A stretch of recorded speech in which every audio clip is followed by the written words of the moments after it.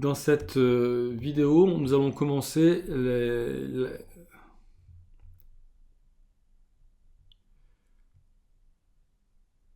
Nous commençons la révision des transformations de fonctions avec cet exercice B1 ici. En fait, des graphes, de quoi s'agit-il? Des graphes sont donnés et nous devons déterminer quelle est la fonction de référence qui a été utilisée et quelles sont les transformations que l'on pourrait faire pour, à partir de la fonction de référence, arriver à la fonction qui est proposée ici. Alors on va toujours considérer que les enchaînements des transformations, c'est d'abord les étirements. On part de la fonction de référence, on fait d'abord des étirements et après des translations. Pour trouver les translations, c'est très simple. Normalement, là on reconnaît une fonction valeur absolue. Le point qui est ici devrait se trouver en 0, 0. Donc on voit qu'il se trouve en moins 2, 1. On a déduit immédiatement la translation horizontale de moins 2 et la translation verticale de 1. Donc ça, ce sont des opérations que l'on a fait à la fin. Et avant cela, on a éventuellement fait un étirement. Et pour déterminer l'étirement que l'on a fait sur le graphe de la fonction de référence, on va raisonner en considérant que le point ici est le point 0, 0. Donc on se place avant les transformations, avant les translations. Et on regarde, donc normalement si on se déplace de 1, on a l'abscisse égale à 1 du coup, si on raisonne avec 0, 0 ici. Et sur la fonction de référence, on va avoir 1, 1. Quand j'en ai 1 en abscisse, valeur absolue de 1, ça fait 1. On constate que le point que l'on a ici est en 1, 1, donc on n'a pas fait d'étirement. Il n'y a pas eu d'étirement de la fonction de référence, valeur absolue de x ici, uniquement des translations, et on obtient donc ici translation horizontale de moins 2, ça va se traduire par une addition de plus 2 au niveau de la variable. On sait quand on agit horizontalement, si on ajoute moins 2 aux abscisses, il faut ajouter plus 2 à la variable. Voilà, donc, et ensuite on fait une translation verticale de 1, donc là on ajoute plus 1 au y, le y c'est l'image, et là il n'y a aucun problème si on veut monter le graphique de 1, si on ajoute 1 à tous les y, il suffit d'ajouter 1 dans l'expression de la fonction pour obtenir cet effet. Le deuxième graphique, on est toujours sur ces trois graphes ici, on est sur des fonctions valeur absolue. Ici, on voit que le point qui devrait se trouver en 0, 0 à moins 3, 6, donc c'est réglé. On a déjà les informations au niveau des translations. Une translation horizontale de moins 3 et une translation verticale de 6. On se place maintenant comme si, au tout début, une fois qu'on a... on fait un peu le chemin inverse, en fait, les translations, on considère qu'on les a déjà faites, ou qu'on ne les a pas encore faites finalement. Et au tout début, on était en 0, 0 ici. Quand on avance de 1, valeur absolue de 1, c'est 1. Là, on a moins 2. Donc, à la place d'avoir le point 1, 1 sur la fonction de référence de base, on a 1, moins 2 ici après l'étirement. On a fait un étirement vertical de moins 2. Vous voyez, on conserve la même valeur au niveau de l'abscisse et on voit ce qu'est devenu l'image, enfin le y, l'ordonnée. Oui, l'image. Là, on a multiplié par petit a les y, multiplié étirement, les y donc verticalement. Et on a multiplié par combien? Par le nombre petit a qui est égal à moins 2 divisé par 1, c'est-à-dire moins 2. Et alors là, le cheminement pour, à partir de la fonction de référence, obtenir l'expression de la fonction qui correspond à ce graphe. Donc on commence encore une fois par faire l'étirement vertical de moins 2. Donc on obtient ce graphe ici, et puis, mais à cet endroit-là, et puis après on le déplace avec les translations. Translation horizontale de moins 3, on ajoute plus 3 à la variable, et vraiment qu'à la variable. Et translation verticale de 6, on ajoute 6 et on obtient le résultat qui est là. Troisième ici graphique, toujours pareil, le point qui est ici est en 1, 3, donc on a directement les translations. Ensuite, pour l'étirement, alors on a plusieurs façons de faire.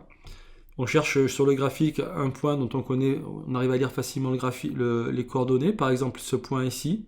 Ce point ici, donc quelles sont ses coordonnées par rapport à une origine de repère ici? Moins 1, moins 2, moins 3, moins 4, 1. Donc vous avez en arrivée moins 4, 1. Alors là, vous avez deux façons de faire. Soit vous gardez le y. Donc vous dites, y égale 1, quel devrait être le x? Alors là, on aurait deux possibilités. Soit le x égale moins 1 pour la fonction de référence, soit le x est égal à 1. Quand x égale 1, j'ai bien y égale à 1. Quand x égale moins 1, j'ai bien un y égale à 1 quand je raisonne avec la fonction valeur absolue. Prenons par exemple, ici on a pris moins 1. Donc si on prend moins 1, valeur absolue de moins 1, ça fait bien 1. Et nous ici, on n'a pas x égale moins 1, on a x égale moins 4. Donc on a ici conservé le même y. On a agi sur le x, on a multiplié le x par moins 4. On a multiplié les abscisses par moins 4. C'est bien l'abscisse qui a été multipliée par moins 4. Ce qui correspond à un étirement, multiplication. L'abscisse, donc horizontale, de 4, puisqu'on est passé de moins 1 à moins 4, donc on multiplie par moins 4 divisé par moins 1, c'est-à-dire 4. 4 fois moins 1, ça fait bien un moins 4. Donc c'est une première façon de raisonner. Alors, une fois qu'on a trouvé l'étirement, il ne reste plus qu'à partir de la fonction de référence, valeur absolue de x, on applique l'étirement horizontal de 4. Donc attention, l'étirement horizontal de 4, ça veut dire que je divise par 4 les abscisses. Donc c'est bien, j'agis bien au niveau de l'abscisse, au niveau de la... attention, je divise par 4 la variable. Si je multiplie par 4 les abscisses, ça veut dire qu'au niveau de l'expression, je divise par 4 la variable. Faites bien la distinction entre les deux. Et ensuite, alors là, je remarque que je pourrais très bien sortir la diviser par 4. Ça ferait 1 quart de valeur absolue de x. Et écrit comme ça, on pourrait dire que l'étirement horizontal de 4 correspond, on voit ici, à un étirement vertical de 1 quart. Et c'est effectivement le cas. On aurait pu très bien raisonner en conservant le x constant, c'est-à-dire que je me suis déplacé de moins 4, effectivement ici j'ai 1. Mais normalement, valeur absolue de moins 4, c'est 4. Donc non, j'aurais dû avoir 4 et j'ai 1. Donc j'ai bien multiplié les ordonnées par 1 quart. Si je multiplie les y par 1 quart, eh bien j'ai un étirement vertical, multiplie étirement. Les y, donc c'est vertical de 1 quart. On aurait pu directement écrire que la transformation c'est ça et écrire directement cette expression ici. Ensuite on agit sur, on effectue les translations. Je dois effectuer une translation horizontale de 1. Donc j'enlève 1 à la variable. Et comme ça je ferai plus 1, ça reviendra à faire plus 1 au niveau des abscisses, vous voyez. Et ensuite une translation verticale de 3. Et j'ai mon résultat qui est là. Alors, vous pouvez toujours vérifier que c'est bon. Si par exemple je fais x égale moins 4, x égale moins 3, pardon. Si je fais x égale moins 3, moins 3 moins 1, ça fait moins 4. Valeur absolue de moins 4, ça fait 4. 4 divisé par 4, ça fait 1. 1 plus 3, ça fait bien 4. Vous voyez, ça fonctionne. Si je fais x égale 1, 1 moins 1, ça fait 0. J'obtiens bien y égale 3. Donc voilà, vous pouvez toujours vérifier que l'expression que vous avez trouvée fonctionne et est correcte. Voilà, ici c'est fonction x carré que l'on connaît bien aussi, puisqu'on a fait tout un deuxième chapitre. Après le chapitre sur les fonctions de référence, on a fait un chapitre sur le chapitre des fonctions du second degré. Donc une parabole, toutes les fonctions du second degré, on les obtient à partir de la fonction de référence x carré. Donc ici on a fait une translation de moins 3 horizontalement et moins 2 verticalement, puisque le sommet se trouve en moins 3, moins 2. Donc vous voyez, à ce point-là, il devrait se trouver en 0, 0 pour la fonction de référence x carré. Il a été déplacé, donc horizontalement de moins 3 et verticalement de moins 2. Et avant d'être déplacé, il a peut-être subi un étirement. On va vérifier ça en raisonnant comme si ici on était en 0, 0. J'avance de 1, je monte de 1. 1 au carré, ça fait 1, donc il n'y a pas de souci. Il n'y a pas eu d'étirement. On a fait juste une translation horizontale de moins 3, donc on agit au niveau de la variable dans l'expression, et on ajoute 3 à la variable pour avoir une translation de moins 3. Donc si on enlève 3 aux abscisses, c'est qu'on ajoute 3 à la variable. Et après, il suffit d'enlever 2 à tous les y, et là, ça agit évidemment comme une translation verticale de moins 2, et voilà l'expression finale. Donc là, uniquement des translations, il n'y a pas eu d'étirement. Ici, il y a eu un étirement, on voit que la concavité est vers le bas, donc le petit a, alors on sait qu'on va chercher forcément des étirements verticaux, c'est plus simple, et on sait que les étirements horizontaux pour une fonction du second degré, peuvent se traduire par des étirements verticaux, donc on va y arriver à chaque fois. Ici, donc la translation, c'est vite fait, moins 2, 4, on a déjà les translations horizontales moins 2 et verticales 4. Ensuite, quand j'avance de 1, normalement 1 au carré ça fait 1, ici j'ai moins 3, donc un étirement vertical de moins 3, c'est immédiat, vous voyez. Et on obtient ici, alors on commence par évidemment, quand on applique les transformations à la fonction de référence, on commence par appliquer l'étirement vertical de moins 3, on multiplie par moins 3 l'image, x carré, et ensuite, translation horizontale de moins 2, donc on va ajouter 2 à la variable, et ensuite, translation verticale de 4, on ajoute 4 à l'image, et on arrive au résultat qui est là. Voilà, ben là c'est pareil, on passe à -2, -3, les translations sont là. Si j'avance de 1, ben là par contre, vous voyez, si j'avance de 1, je ne vais pas lire directement le petit a, parce que ça va être je ne vois pas très bien quelle est la multiplication, hein, quelle est la valeur de combien je dois monter ici. Alors on va chercher un autre point, par exemple on fait x égale 3. Ben, quand j'ai 3, j'ai 1. Donc ça c'est ce que j'ai eu à l'arrivée. Pour x égale 3, j'ai 1. Alors, ben maintenant, on a deux façons de raisonner. Hein. Bon, on a dit qu'on cherchait les étirements verticaux. Si on cherche les étirements verticaux, ben on reste à 3 ici. Et on se dit, mais quand x égale 3, je dois avoir quoi normalement? Je dois avoir 9. 3 au carré, ça fait 9. J'ai pas 9, j'ai 1. Je suis monté de 1 au lieu de monter de 9. On raisonne par rapport à 0, 0 ici. Hein. J'avance de 3. J'avance horizontalement de 3. Je monte de 1 au lieu de monter de 9. Donc, j'ai divisé par 9 les y, un étirement vertical de 1 neuvième. Au lieu d'avoir 3, 9, sur la fonction de référence, j'ai 3, 1, j'ai divisé par 9 les y. Voilà, donc on a directement l'étirement vertical de 1 neuvième. C'est vraiment la façon la plus simple de raisonner, mais pour la beauté du raisonnement, on aurait pu très bien raisonner en disant, ben voilà, maintenant j'ai 3, 1. Ben, plutôt que de dire que je garde constant le x, l'abscisse, et je regarde ce qui s'est passé au niveau des y, je pourrais très bien garder constant le y, et réfléchir, quand y égale 1, que vaut x pour la fonction x carré? Alors là, j'ai le choix entre deux possibilités, 1 ou moins 1. Hein, parce que voilà, si vous faites x égale 1, ben vous auriez pu avoir x, enfin, si vous faites y égale 1, vous auriez pu avoir ce point-là sur la fonction x carré, hein, ou le point ici, moins 1, 1. Vous avez deux points qui peuvent correspondre pour une multiplication des abscisses, pour un étirement horizontal. Alors, on va prendre le cas x égale 1. Et bien alors, qu'est-ce que j'ai dû faire pour arriver de ce point-là à ce point-là? Ben, j'ai multiplié par 3 l'abscisse. Donc on a multiplié par 3 les abscisses. Donc en réalité, cet étirement vertical de 1 neuvième, ben, je peux dire que c'est aussi un étirement horizontal de 3. Je multiplie par 3 les abscisses. Et ben, raisonnons comme cela. Étirement horizontal de 3, ben, je passe de x carré à 1 tiers de x, le tout au carré, puisque, rappelez-vous, quand on agit horizontalement, on fait toujours l'opération contraire. Si on a multiplié par 3 les abscisses, il faut diviser par 3 la variable. Et effectivement, après quand je sors le 1 tiers du carré, j'obtiens bien 1 neuvième de x carré, vous voyez, donc c'est tout à fait équivalent. Et puis ensuite, eh bien, il faut... Ben là, ça n'a pas été terminé, hein, c'est bizarre. Donc ensuite, il faut appliquer les translations. On va commencer par appliquer la translation horizontale de moins 2. On obtient 1 neuvième, alors on va raisonner avec l'étirement vertical, comme ça on aura la forme canonique, hein, c'est plus joli, c'est plus intéressant. Donc x, alors j'ai agi sur la variable, si j'ai enlevé 2 aux abscisses, je dois ajouter 2 à la variable, donc j'obtiens ce truc-là. Et ensuite, j'applique la translation verticale de moins 3, et j'obtiens 1 neuvième de x plus 2 au carré, moins 3, puisque là, quand on agit verticalement, hein, que ce soit une translation, un étirement, on garde directement, on multiplie l'image, ou on ajoute quelque chose à l'image, et on ajoute la même chose, il n'y a pas de problème. Voilà donc l'expression finale. On peut toujours vérifier, hein, si vous êtes vérifié que c'est juste. Hein.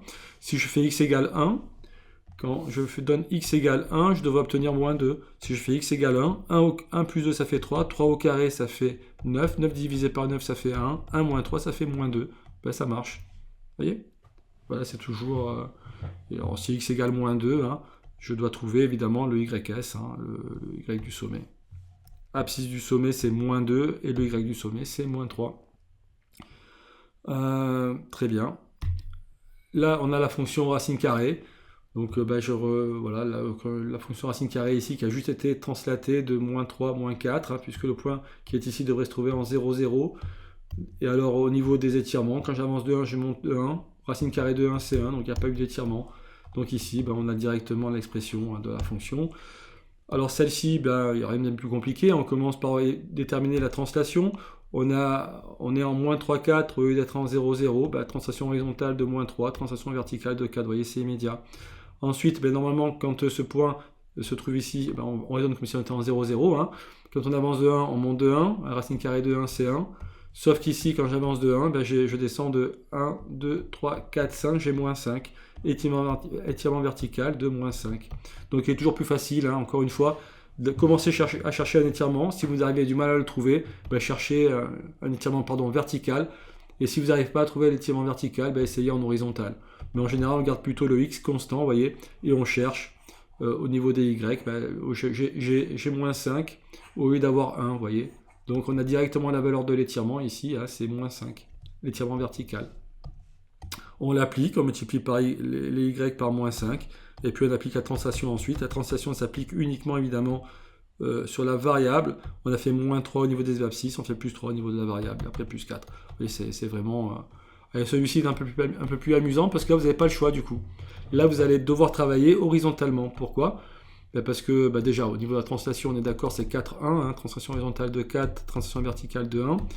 Et ensuite si j'avance de 1, je vais avoir aucun point ici, donc je ne vais pas pouvoir trouver un étirement vertical. Donc je vais chercher quel est le point qui a une coordonnée facile à lire sur ce nouveau graphe ici. J'ai moins 7, j'ai ce graphe-là, ce point-là. Par rapport à une origine du repère ici, ça me fait moins 1, moins 2, moins 3, moins 4, moins 5, moins 6, moins 7, 1. Donc j'ai ce point en moins 7, 1. Et alors là, j'ai pas le choix. Je dois raisonner avec un y constant. Donc quand y égale 1, que vaut le x au niveau de la racine carrée ? C'est racine carrée de 1. Là on n'a pas le choix également du x. Hein. La fonction racine carrée admet une réciproque à toute valeur de y, évidemment positive, enfin toute valeur de y qui a un antécédent. Il n'y en a qu'un seul, hein, l'antécédent est unique. Et ici j'ai effectivement un seul antécédent pour 1, c'est 1. Évidemment, si j'avais un nombre négatif ici, il n'y a pas d'antécédent. Hein. Il faut un nombre positif. Et s'il y avait eu un nombre négatif ici, ça voudrait dire qu'il aurait fallu faire aussi un étirement vertical. Hein, on aurait dû appliquer un étirement horizontal et un étirement vertical pour arriver au résultat. Hein, c'est-à-dire qu'un étirement horizontal en négatif, on arrive là. Un étirement vertical en négatif, on obtient la racine carrée qui est comme ça. Une racine carrée qui est comme ça, c'est qu'il y a eu à la fois un étirement vertical et un étirement horizontal, et les deux négatifs. Toujours est-il qu'on est ici maintenant. Je conserve le 1. Je vois que si je veux avoir un y égale à 1 pour la fonction de référence, je dois avoir x égale 1. Or ici, j'ai x égale moins 7. Donc j'ai fait un étirement horizontal de moins 7. J'ai multiplié les abscisses par moins 7, tout simplement. Allons-y. Hein. Donc on part de la fonction de référence racine carrée de x.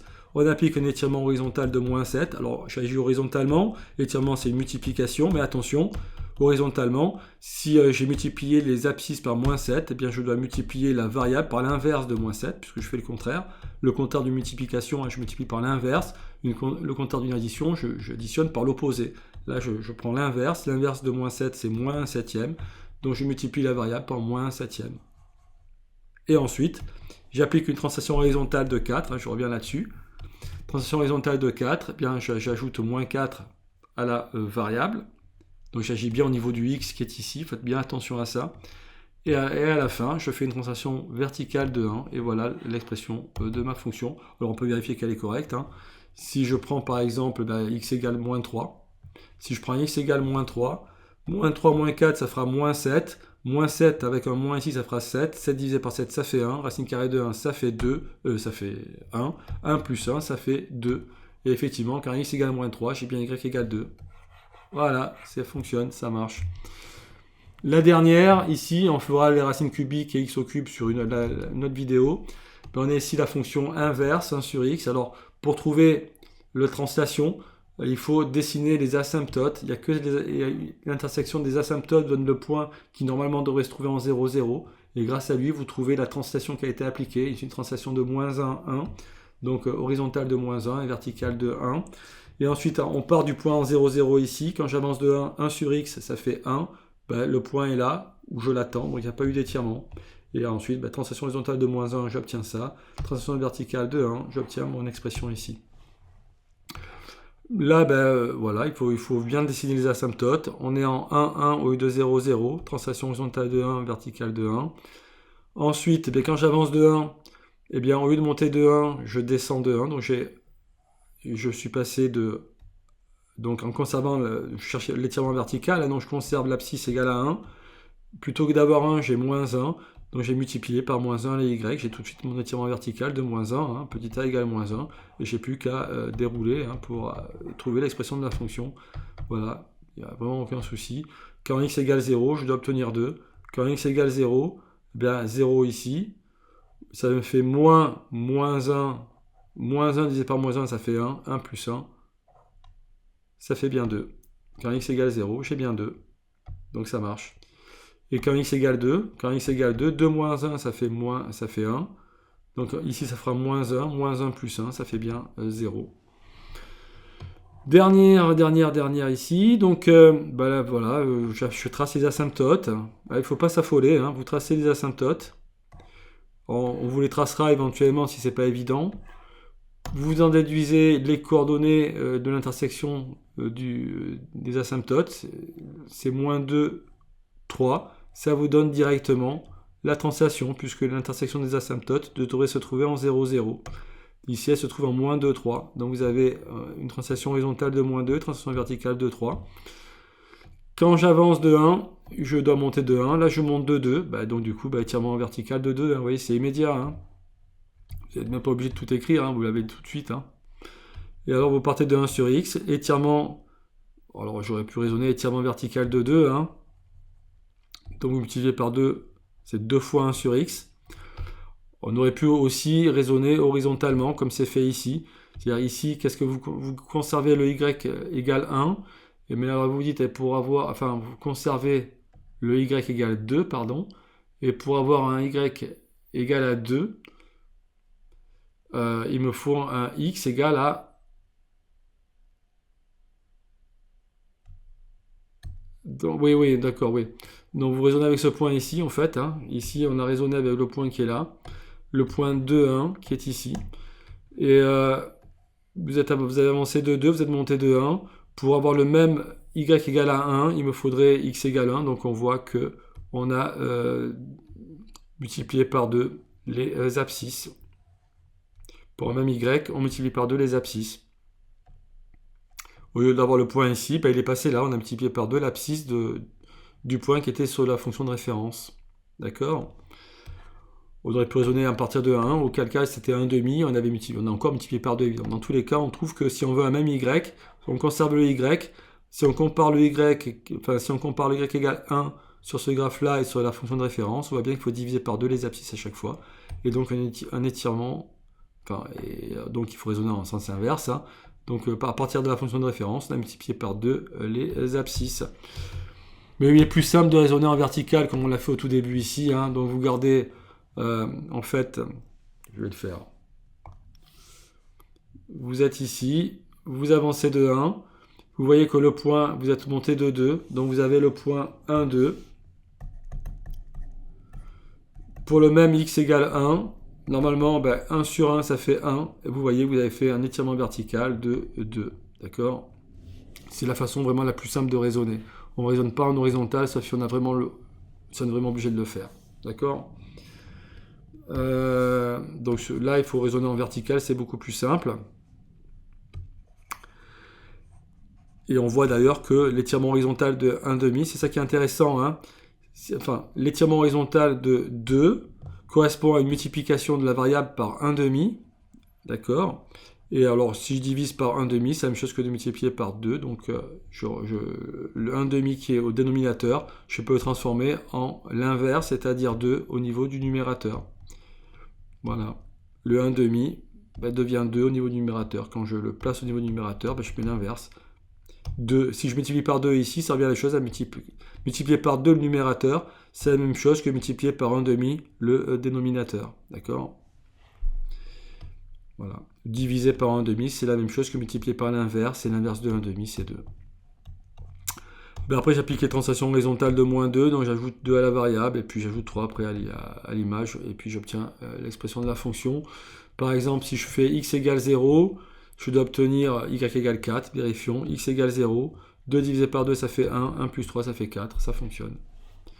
Voilà, je vous remercie de votre attention. Moi, j'étais un peu long peut-être, hein.